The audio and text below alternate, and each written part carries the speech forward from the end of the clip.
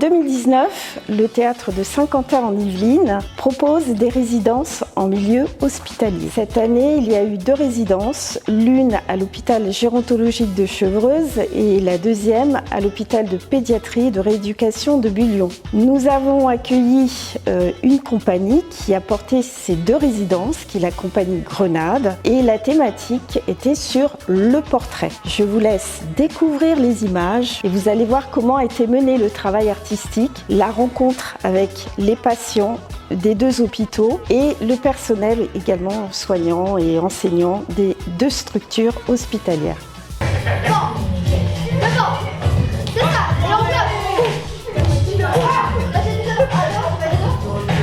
C'est le théâtre de Saint-Quentin qui nous a proposé ce projet à Josette, notre chorégraphe. Elle nous a sollicité, donc d'abord moi, puis ensuite avec Iam et Maxime qui avaient donc cette thématique de leur propre spectacle tandem sur la thématique donc de leur portrait en tant que danseur. Donc on s'est dit que c'était parfait pour utiliser ça comme une thématique de projet avec les résidents. Et en effet, en ayant quand même un petit peu conscience qu'au niveau danse, on serait peut-être un peu limité, on s'est dit qu'avoir une dimension aussi théâtrale serait super intéressant. Et donc Josette a pensé à Émilie, comédienne qu'on connaît quand même plutôt bien.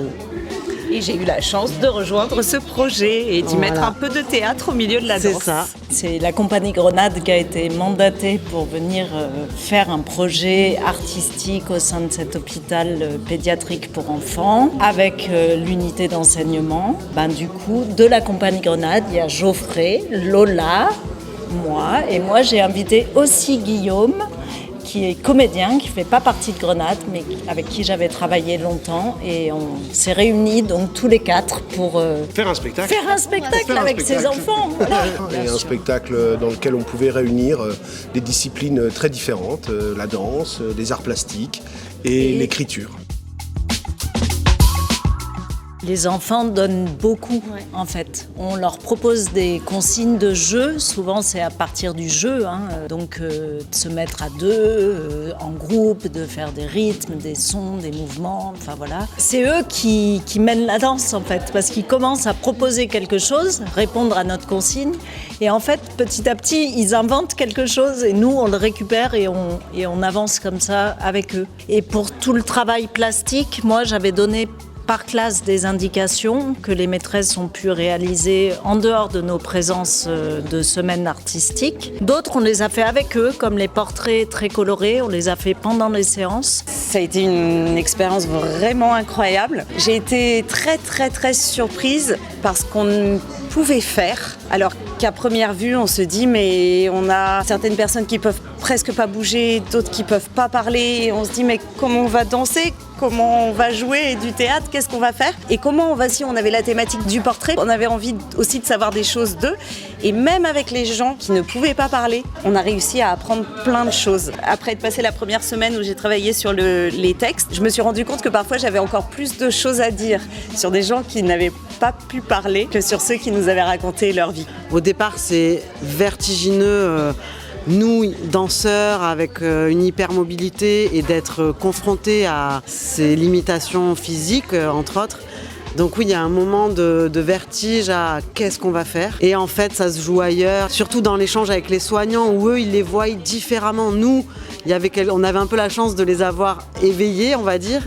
Mais eux voyaient cette différence, comment d'un coup se redresser, juste de voir un corps qui est tout affalé, d'un coup se redresser, c'était incroyable et magique ces petits moments.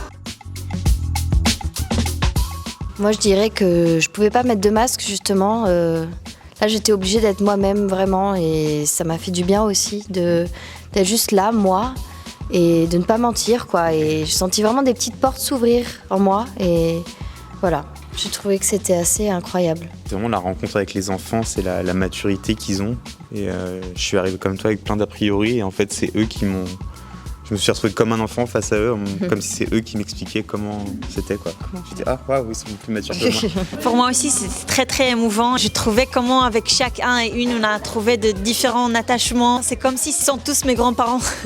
Presque, j'avais l'impression qu'il y avait beaucoup, comme si c'est une partie de ma vie maintenant. J'ai senti comment je pouvais grandir à l'intérieur de ce projet. C'était un peu dur pour moi de comprendre, de réaliser encore et encore. Voilà, c'est ici, chez eux, dans l'hôpital. Encore une fois, faire l'expérience de la différence, c'est ce qui nous constitue. Et je crois que c'est très très important de justement avoir la chance de travailler avec des gens et des enfants qui ont des parcours de vie, des parcours de corps, des histoires, même d'origine. Ici, il y a le monde entier en fait. Ouais. Et on est vraiment dans le monde. Et ce que moi j'ai ressenti aussi très très fortement, c'est aussi comment eux ils sont entre eux dans leur relation, ils sont vraiment très très attentifs à l'autre. Et ça c'est hyper fort et nourrissant aussi pour nous.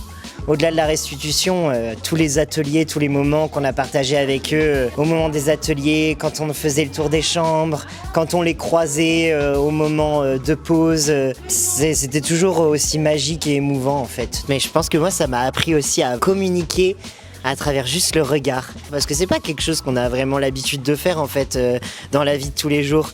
Et je me suis encore plus aperçu à quel point en fait juste le regard il suffit à communiquer et à se connecter à quelqu'un d'autre.